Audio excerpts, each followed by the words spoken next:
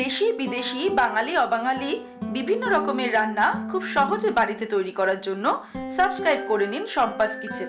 আর আমার সমস্ত রান্নার আপডেট সবার আগে পাওয়ার জন্য বেল নোটিফিকেশনটা ক্লিক করতে ভুলবেন না। নমস্কার, ওয়েলকাম টু শম্পাস কিচেন। শম্পার রান্নাঘরে আপনাদের সকলকে স্বাগত জানাই। আজকে আমি তৈরি করব দুর্গাপুজো স্পেশাল পর্বের আরো একটি রেসিপি, ভেজ পোলাও। পুজোর দিনগুলিতে আমরা ভীষণ ব্যস্ত থাকি, আর এই ভেজ পোলাওটা কিন্তু মাত্র 5-10 মিনিটের মধ্যে প্রেসার কুকারে আমি তৈরি করছি। ভালো লাগলে ছোট্ট করে একটা লাইক এবং সকলের সঙ্গে শেয়ার করার অনুরোধ রইল। তাহলে চলুন আমরা তৈরি করে ফেলি চটজলদি ভেজ পোলাও। চটজলদি ভেজ পোলাও তৈরি করার জন্য সবার প্রথমে আমি প্রেসার কুকার গরম করে তার মধ্যে 2 টেবিল স্পুন সাদা তেল দিলাম। 2 টেবিল স্পুন তেলের সঙ্গে আমি অ্যাড করছি 1 টেবিল স্পুন ঘি। আপনারা চাইলে কিন্তু সম্পূর্ণ ঘিতেও এই রেসিপিটা তৈরি করতে পারেন। আমি তেল আর ঘি দুটো মিক্স করে করলাম। তেল আর ঘি গরম হলে এর মধ্যে দিয়ে দিচ্ছি 2-3টে তেজপাতা আর গোটা গরম মশলা। গোটা গরম মশলার মধ্যে আমি নিয়েছি এলাচ, লবঙ্গ আর দালচিনি। গোটা গরম মশলা ফোড়ন দিলাম। ফোড়নটাকে ফ্রাই করে নেব যতক্ষণ না ফোড়নের সুন্দর গন্ধ বেরোচ্ছে।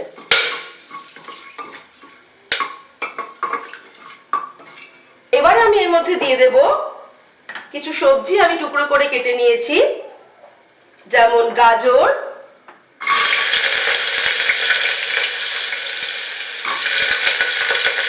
ছোট ছোট টুকরো করে কেটে রাখা গাজর দিয়ে দিলাম। ছোট ছোট টুকরো করে কেটে রাখা ফুলকপি, বিনস,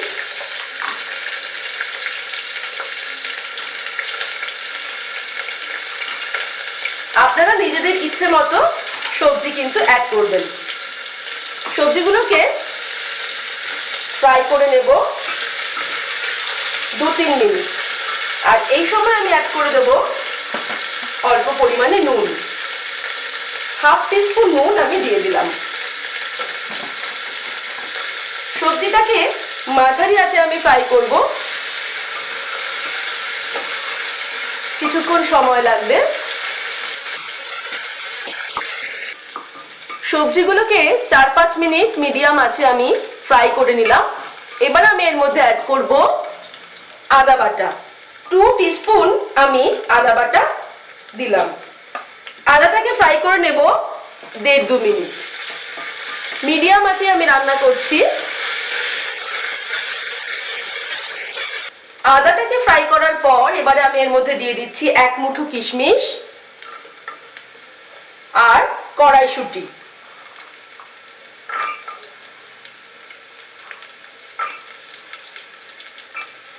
কড়াইশুঁটি আর কিশমিশ দিয়ে আমি এটাকে আরো 1 মিনিট ফ্রাই করব। মিডিয়াম আঁচে আমি কিন্তু রান্নাটা করছি।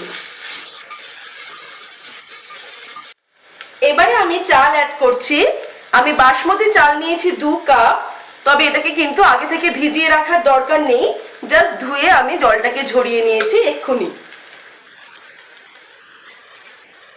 এখানে 400 গ্রাম কিন্তু চাল আছে।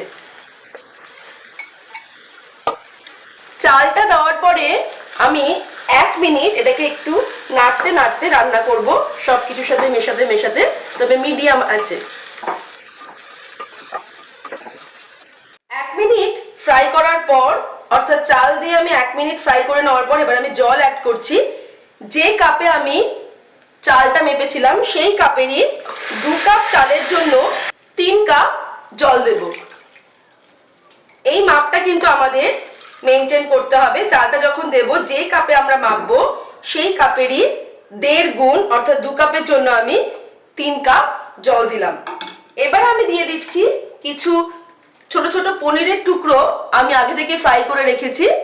দিয়ে দিলাম পনিরের টুকরো। এখানে আমি 200 গ্রাম পনির ফ্রাই করে নিয়েছিলাম ছোট ছোট টুকরো করে।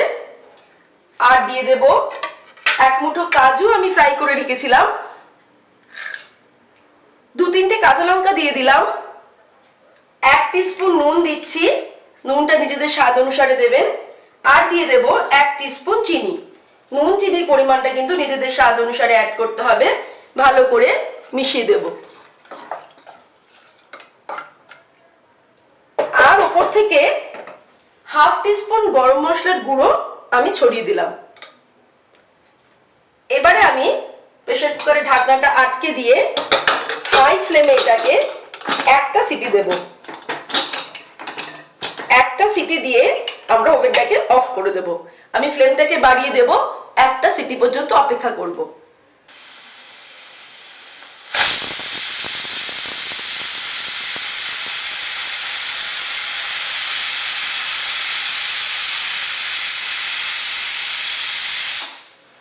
একটা সিটি হয়ে গেলে আমি ওভেনটাকে অফ করে দিয়ে এবারে আমি প্রেসার কুকারের পুরো প্রেসারটা বেরোনোর সময়টুকু দেব। তারপর আমরা যখন সম্পূর্ণ প্রেসারটা বেরিয়ে যাবে এটাকে ওপেন করব। প্রেসার কুকারের গ্যাসটা যখন সম্পূর্ণ বেরিয়ে যাবে তখন আমরা প্রেসার কুকারটাকে ওপেন করব। তৈরি হয়ে গেছে আমাদের আজকের রেসিপি ভেজ পোলাও। এবারে একটা স্পুন নিয়ে আমি সাইডগুলো থেকে এরকম আস্তে আস্তে করে কিন্তু এটাকে একটু মিশিয়ে মিশিয়ে নিয়ে তারপর আমরা সার্ভ করব। আপনারা দেখতেই পাচ্ছেন যে খুব সুন্দর আমাদের পোলাওটা তৈরি হয়েছে। প্রত্যেকটা চাল কিন্তু আলাদা আলাদা, একদম ঝরঝরে একটা পোলাও আমাদের তৈরি হয়ে গেছে। এবার এটাকে আমি সার্ভ করে দেব গরম গরম কষা মাংস অথবা যে কোনো সাইড ডিশের সঙ্গে।